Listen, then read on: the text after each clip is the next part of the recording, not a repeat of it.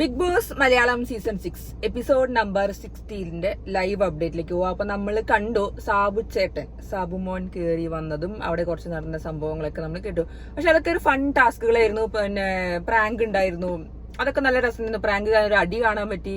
പിന്നെ എല്ലാവരും നല്ലോണം സാബു ചേട്ടനെ സന്തോഷിപ്പിക്കാൻ കുറെ നടക്കുന്നുണ്ടായിരുന്നു. അപ്പൊ ഇങ്ങനെ ഫുള്ള് അടിപൊളിയായിട്ട് നടക്കായിരുന്നു. അങ്ങനെ ഇന്നലെ രാത്രി വൈകുന്നേരം ടാസ്ക് ഒക്കെ കഴിഞ്ഞപ്പോ പിന്നെ നോർമൽ സാബു എന്ന ഒരു കണ്ടസ്റ്റന്റ് അല്ല, സാബു എന്ന ഒരാളായിട്ടാണ് പിന്നെ എല്ലാവരും സംസാരിച്ചത്. അപ്പൊ അവിടെ ഇങ്ങനെ കുറെ സംസാരങ്ങളൊക്കെ ഉണ്ടായി. ഓരോരുത്തർ ചെകയാൻ നോക്കുന്നുണ്ടായിരുന്നു, അതായത് പുറത്തുള്ള എന്താ ഇമേജ് എന്നൊക്കെ രീതിയിൽ. പക്ഷെ സാബു മോൻ അങ്ങനെ ഒന്നും കൊടുത്തിട്ടൊന്നുമില്ല. പിന്നെ കൂളായിട്ട് എല്ലാവരും കാര്യമായിട്ട് ഇങ്ങനെ സംസാരിക്കാൻ തുടങ്ങി. എന്താ എന്നുള്ള രീതിയിലൊക്കെ ഇങ്ങനെ സംസാരിക്കാൻ തുടങ്ങി. ജിൻഡോ ആണ് ഫുൾ ടൈം സാബുവിന്റെ അടുത്ത് പോയിരിക്കുന്നത്, എന്തെങ്കിലും ന്യൂസ് ഒക്കെ കിട്ടുന്നുണ്ട്. പക്ഷെ ഒന്നും പറഞ്ഞു കൊടുത്തിട്ടൊന്നുമില്ല ഇന്നലെ. അങ്ങനെ ഇന്നലെ രാത്രി അതൊക്കെ ആയിരുന്നു ഉണ്ടായിരുന്നു.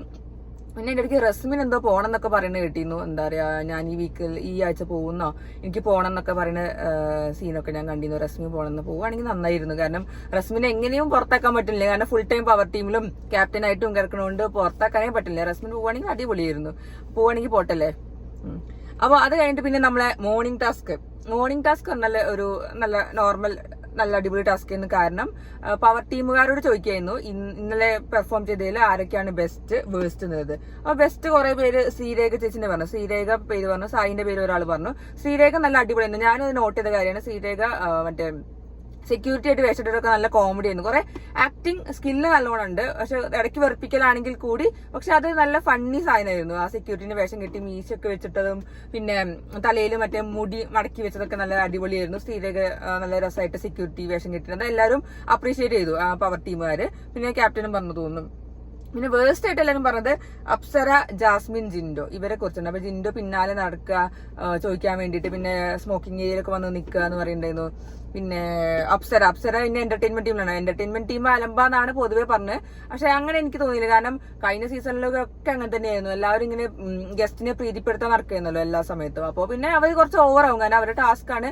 എങ്ങനെയെങ്കിലും പെർഫോം ചെയ്തൊരു സാധനം കിട്ടിയാലേ കോയിൻസ് കിട്ടുള്ളൂ എന്ന് അവർക്കറിയാം. അപ്പോൾ ഒബിയസ്ലി അറിയാലോ, അൻസിബയ്ക്ക് അപ്സരനോട് വലിയതൊന്നും ഇല്ലല്ലോ. അപ്പൊ പിന്നെ അപ്സരേന്റെ പേരൊക്കെ പറയും. പിന്നെ അൻസിബ മെയിൻ ആയിട്ട് പറഞ്ഞത് എനിക്ക് ഇതാണ് തോന്നിയത്, ജാസ്മിന്റെ പേര് പറഞ്ഞത്. അതൊക്കെ എനിക്ക് ഭയങ്കര അത്രയ്ക്കൊന്നും പറയണ്ടേന്നില്ല എന്നുള്ള രീതിയാണ് എനിക്ക് തോന്നി. കാരണം കൾച്ചർലെസ്, മാനർലെസ് എന്ന രീതിയിലാണ് അൻസിബ ജാസ്മിനെ പറഞ്ഞത്. പക്ഷെ അതൊരു പേഴ്സണലായിട്ട് പറയുന്ന പോലെയാണ് എനിക്ക് ഫീൽ ചെയ്തത്. കാരണം അത്രമാത്രം ജാസ്മിൻ കാണിച്ചോ എന്ന് നമ്മൾ കണ്ടിട്ടില്ല. ഞാൻ കാണാത്തതാവാം. പക്ഷെ ഇങ്ങനെയാണ് കാരണം പറഞ്ഞത്. അൻസിബിയും മറ്റേ പവർ ടീമുകാരും, അതായത് ഓണേഴ്സും ഹോട്ടൽ ഓണേഴ്സും ഗസ്റ്റും കൂടി സംസാരിക്കുമ്പോൾ പാത്രം ഇട്ട് ഇളക്കി സൗണ്ട് ഉണ്ടാക്കുക, അതൊക്കെ വെറുപ്പിക്കലാണ്. അതൊക്കെ ഒരു ടാസ്കിന്റെ ഭാഗമായിട്ട് വെറുപ്പിക്കലാണ്. പക്ഷെ അതൊക്കെ നല്ല ഫണ്ണി ആയിട്ട് എടുക്കുക. പക്ഷെ അത് അൻസിബ പറയുന്നുണ്ട് കൾച്ചർലെസ്, മാനർലെസ് എന്ന രീതിയിലാണ് പറഞ്ഞത്. ജാസ്മിനെ നല്ലോണം പറഞ്ഞു.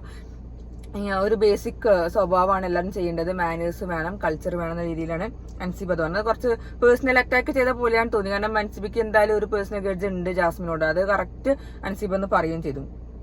പിന്നെ സാബു പിന്നെ പറഞ്ഞത് ബെസ്റ്റ് എന്നുള്ള രീതിയിൽ പറഞ്ഞു. എന്റർടൈൻമെന്റ് ടീമിനെയാണ് പറഞ്ഞു. പിന്നെ സെക്യൂരിറ്റി, ഇവർ രണ്ടുപേരും നല്ല അടിപൊളിയായിട്ട് ചെയ്തു എന്നാണ് സാബു പറഞ്ഞത്. കാരണം നമ്മൾ ചെയ്തു. കാരണം ബാക്കി എല്ലാവരും വർക്ക് ചെയ്യുന്നുണ്ട്. പക്ഷെ അത് പുറത്തേക്ക് ഔട്ട്കം ആയിട്ട് നമുക്ക് കാണുന്നില്ല. അതുകൊണ്ടാവും ചിലപ്പോൾ അങ്ങനെ പറഞ്ഞിട്ടുണ്ടാവും. കാരണം എന്റർടൈൻമെന്റ് ടീം പിന്നാലെ നടന്ന് ഇങ്ങനെ എന്റർടൈൻമെന്റ് ചെയ്യിക്കണോ അത് ചെയ്യണോ എന്നൊക്കെ ചോദിച്ച് പിന്നാലെ നടക്കണ്ടായിരുന്നു. ഇടയ്ക്ക് കുറച്ച് വെറുപ്പിക്കലാണെങ്കിൽ കൂടി നല്ല രസം ഉണ്ടായിരുന്നു. പിന്നെ സെക്യൂരിറ്റി ശ്രീരേഖ നല്ല അടിപൊളിയായിരുന്നു.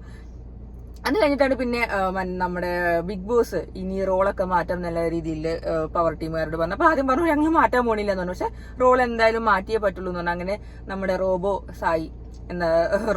സായിന്റെ റോബോട്ട് സ്ഥാനം അങ്ങനെ ജാസ്മിന് കൊടുത്തു പവർ ടീമുകാര്. അപ്പോ ജാസ്മിന്റെ റോബോട്ട് വേഷമാണ് കൊടുത്തത്. പിന്നെ അത് കഴിഞ്ഞിട്ട് പിന്നെ പെർഫോം ചെയ്യും. പിന്നെ ഓരോരുത്തർ ടീം അങ്ങനെ ഇങ്ങനെയൊക്കെ മാറ്റി. പിന്നെ അതിന്റെ ഇടയ്ക്ക് ഞാൻ വേറൊരു സാധനം കണ്ടു. ഇന്നലത്തെ ഇന്റർവ്യൂല് അൻസിബ സിജോനോട് ചോദിക്കുന്നത്, അതായത് നമ്മൾ എന്തെങ്കിലും ടാസ്ക് നടത്തുമ്പോൾ എന്തെങ്കിലും അപകടം പറ്റിക്കഴിഞ്ഞാലോ എന്തെങ്കിലും ചെയ്തു കഴിഞ്ഞാലോ സിമ്പതി പിടിച്ച് പറ്റാൻ നോക്കുവോ, ആ പേരും പറഞ്ഞിട്ട് ഗെയിം കളിക്കാതിരിക്കുമോ എന്നുള്ള രീതിയിലുള്ള സംസാരം ഞാൻ കണ്ടു. ഞാൻ ഇതിലെ ഈ ഗ്രൂപ്പിലാണ് കണ്ടത്. പക്ഷെ ഞാനത് നേരിട്ട് അതിൽ എപ്പിസോഡിൽ കണ്ടിട്ടില്ല, ലൈവിലും കണ്ടിട്ടില്ല. അപ്പൊ സിജോ പറഞ്ഞതാണ്, ഞാൻ എന്തായാലും പെർഫോം ചെയ്യും, ഞാൻ അങ്ങനെ സിമ്പതി പിടിച്ച് പറ്റാനോ വേറെ ഒന്നും ചെയ്യാനോ മാറി നിൽക്കില്ല. വേറെ പലരും, ഞാൻ അങ്ങനെ കുറെ ആൾക്കാരെ കണ്ടിട്ടുണ്ട്, വേറെ പലരെയും പോലെ കട്ടിൽമേൽ ഇരുന്നിട്ട് ബാക്കിയുള്ളവരെ ഇത് പറയണത്. അതായത് ബാക്കിയുള്ളവർ യൂസ് ചെയ്തിട്ട് കട്ടുമ്മ ഇരുന്നിട്ടും കിടന്നും ഉണ്ടും ഒക്കെ ജീവിക്കുന്ന ആൾക്കാരെ ഞാൻ കണ്ടിട്ടുണ്ട്. പക്ഷെ ഞാൻ അതേപോലെ ആവില്ല എന്നുള്ള രീതിയിൽ സിജോ നല്ലോണം തിരിച്ച് അൻസിബയ്ക്ക് പറഞ്ഞു കൊടുത്തിട്ടുണ്ടായിരുന്നു. അത് നല്ല എനിക്ക് ഇഷ്ടപ്പെട്ടു. കാരണം അൻസിബ ശരിക്കും അത് മോശപ്പെട്ട കാര്യം. കാരണം ആ സിജോനെ ഒരു സംഭവം ഉണ്ടായത് സിജോ കാരണമല്ല, റോക്കി കാരണമാണ്. അത് വേറെ ആള് കാരണമാണ്. അതും പേരും പറഞ്ഞിട്ട് സിജോ ഒരിക്കലും സിമ്പതി പിടിച്ചിട്ടാൻ നോക്കിയില്ല. ചിലപ്പോൾ ഹെൽത്ത് കണ്ടീഷൻ കാരണം അങ്ങോട്ടും ഇങ്ങോട്ടും മാറിയിരിക്കും, അങ്ങനെയൊക്കെ ചെയ്യുമായിരിക്കാം. പക്ഷെ അത് വിചാരിച്ചിട്ട് ആ പേരും പറഞ്ഞ് സിമ്പതി പിടിച്ചു പറ്റാനോ ടാസ്ക് ചെയ്യാതിരിക്കലോ ഒന്നും സിജോ ചെയ്തില്ല. പക്ഷെ അൻസിബ ചോദിച്ചത് വളരെ മോശപ്പെട്ട കാര്യം തന്നെയായിരുന്നു. കാരണം ഒരു ഹെൽത്ത് കണ്ടീഷൻ വെച്ചിട്ട് നമ്മൾ പറയുന്നതാണ് ഹെൽത്ത് വെച്ചിട്ട് ഒരാളെ അങ്ങനെ പറയാൻ പാടില്ല എന്നല്ല. അപ്പൊ ആ ഒരു സംഭവം ഉണ്ടായിരുന്നു. പിന്നെ നമുക്ക് സാബുവിനെ കൺഫെഷൻ റൂമിൽ വിളിച്ചിട്ട് കുറെ കാര്യങ്ങളൊക്കെ പറഞ്ഞു. അതായത് ടാസ്ക് ചെയ്യിക്കണം, ഇങ്ങനെ വെറുതെ ഇരിക്കാൻ പാടില്ല, അങ്ങനെ ഇങ്ങനെ എന്നൊക്കെ ഫുള്ള് പണിയൊക്കെ ചെയ്യിപ്പിക്കണം എന്നൊക്കെ പറയുണ്ടായിരുന്നു.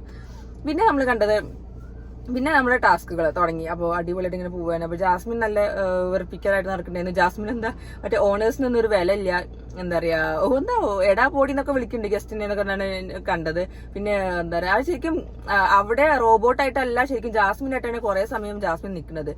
എന്താ പറയാ ഞാൻ പവർ ടീം പറഞ്ഞ കേൾക്കില്ല, എനിക്ക് എന്റെ ടീമിലുള്ള ആള് പറഞ്ഞാൽ മാത്രമേ കേൾക്കുള്ളൂ, സിജോ പറഞ്ഞാൽ മാത്രമേ കേൾക്കുള്ളൂ എന്ന രീതിയിൽ സിജോനെ കൊണ്ട് പറയിപ്പിക്കുക. HR പറഞ്ഞാലും കേൾക്കണില്ല, അതായത് HRന്റെ ഋഷി ക്യാപ്റ്റൻ അയാൾ പറഞ്ഞു കേൾക്കണില്ല, പവർ ടീം പറഞ്ഞതും കേൾക്കണില്ല.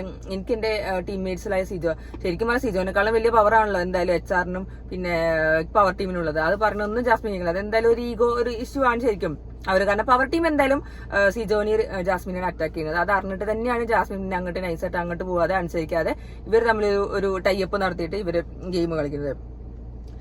പിന്നെ എന്താ പറയാ, പിന്നെ അതിന്റെ ഇടയ്ക്ക് സാബു പവർ ടീമുകാരോടൊക്കെ ഇങ്ങനെ ഓരോ സംസാരം ചോദിക്കുന്നത് കണ്ടു.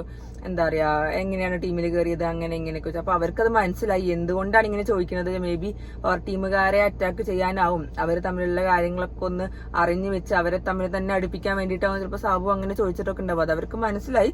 പക്ഷെ പറയാൻ പറ്റില്ല, കാരണം സാബു കുറച്ച് അധികം ബുദ്ധിയുള്ള ആളാണ്, നമുക്ക് അറിയുന്ന കാര്യമാണ്. ബിഗ് ബോസ് സീസൺ 1 വിന്നറായ ആൾക്ക് എന്താ ഉണ്ടാവുക എന്നൊക്കെ. പിന്നെ സാബു തന്നെ അവിടെ പറയുന്നുണ്ട് ഇവിടെ മൈൻഡ് ഗെയിമാണ് വേണ്ടത് എന്നുള്ള രീതിയിൽ കറക്റ്റ് ആയിട്ട് പറയുന്നുണ്ട്. അത് എല്ലാവർക്കും അറിഞ്ഞു കഴിഞ്ഞാൽ നല്ല അടിപൊളി തന്നെയാണ്.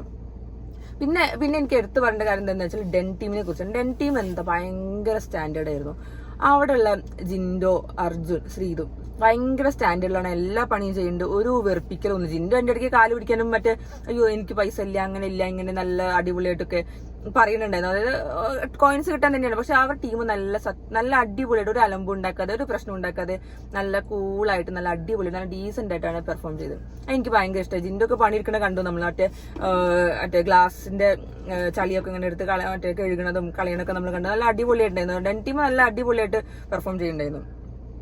അത് കഴിഞ്ഞിട്ട് വേറെ സാധനം കോമഡി സാധനം ഞാൻ കണ്ടു. മറ്റേ സണ്ണി സൈഡപ്പിന്റെ കാര്യം. മറ്റേ സാബു ചോദിക്കുന്ന സണ്ണി സൈഡപ്പ് വേണമെന്നുണ്ട്. പക്ഷെ അപ്പൊ അപ്സർ അന്ത് വിട്ടേ എന്താ ഈ സാധനം എന്നുള്ള രീതിയിലാണ് നിൽക്കുന്നത്. ശരിക്കും പറഞ്ഞാൽ ബുൾസൈ ആണ്. ബുൾസൈ സണ്ണി സൈഡപ്പ് എന്ന രീതിയിൽ പറഞ്ഞതാണ്. അങ്ങനെ എന്തോ തോന്നുന്നു അമേരിക്കൻ ഇംഗ്ലീഷിലോ മറ്റേ പുറത്തുള്ള രാജ്യത്തിൽ എന്തോ ആണ് തോന്നുന്നു. അപ്പൊ അങ്ങനെ ഒരു സംഭവം നല്ല കോമഡി ആയിരുന്നു. അല്ലെ അത് നല്ല ഫൺ സംഭവമാണ് സണ്ണി സൈഡപ്പ് കണ്ടു. പിന്നെ അതിന്റെ ഇടയ്ക്ക് മുട്ട നിലത്ത് വീണതൊക്കെ കണ്ടു. ശരണ്യ ഉണ്ടാക്കും. എനിക്ക് തന്നെ അറിയില്ല ശരണ്യ വലിയ കുക്കാണോ എന്ന് എനിക്കറിയില്ല. മുട്ട ഉണ്ടാക്കിയിട്ട് നേരെ പൊട്ടി നിലത്തേക്കൊക്കെ വീണൊക്കെ കണ്ടിരുന്നു. അതായത് ആ നിലത്ത് മീൻസ് ആ ഒരു സ്ലാബിന്റെ മുകളിൽ അങ്ങനെയൊക്കെ ഉണ്ടാവണ കണ്ടു. പിന്നെ നമ്മുടെ ഒരു അടിപൊളി പ്രൊമോ കണ്ടു. നമ്മുടെ അതിന്റെ സത്യാവസ്ഥ നമ്മൾ കാണണമെന്നുണ്ടെങ്കിൽ എപ്പിസോഡ് കണ്ടാലേ മനസ്സിലാവും. ജാസ്മിൻ റസ്മിൻ ഫൈറ്റ് അതിനെ കുറിച്ചൊരു ഡീറ്റെയിൽ ആയിട്ട് പറയാനൊന്നും പറ്റില്ല. അതിന്റെ ഇടയ്ക്ക് രണ്ടുപേരും അടി ഉണ്ടാവുന്നുണ്ട്. അതിന്റെ ഇടയ്ക്ക് ജാസ്മിൻ കരയുന്നുണ്ട്. അത് മറ്റേ ശ്വേതാമേനാണല്ലോ വരുന്നത്. അപ്പൊ ശ്വേതാമേനം വരുന്ന പ്രൊമോ കാണിച്ചിരുന്നു. അപ്പൊ ശ്വേതാമേനം വന്നിട്ട് എന്തോ പവർ ടീമിനൊക്കെ വിളിക്കാൻ വേണ്ടി റോബോനെ ഏൽപ്പിച്ചപ്പോൾ അത് ചെയ്യുന്നതാണ്. അവിടെ വിളിച്ചപ്പോൾ ഉണ്ടായ ഒരു അടിയാണ് ജാസ്മിൻ റസ്മിൻ ഒരു ഫൈറ്റ് ഉണ്ടായത്. അപ്പൊ അതൊക്കെ ഉണ്ടായിരുന്നു. പിന്നെ അതിന്റെ ഇടയ്ക്ക് ഞാൻ സായിനെ കൺഫെഷൻ റൂമിൽ വിളിക്കുന്നത് കണ്ടു. സായി തന്നെ പറഞ്ഞത് കൺഫെഷൻ റൂമിൽ വിളിക്കണം, ഹെൽത്ത് ഇത്തിരി മോശമാണ്. പക്ഷെ എന്താന്ന് വെച്ചാൽ പെയിൻ ഒന്നും ഇല്ല എന്ന് പറഞ്ഞു സായി. ആൾ ഓക്കെയാണ്.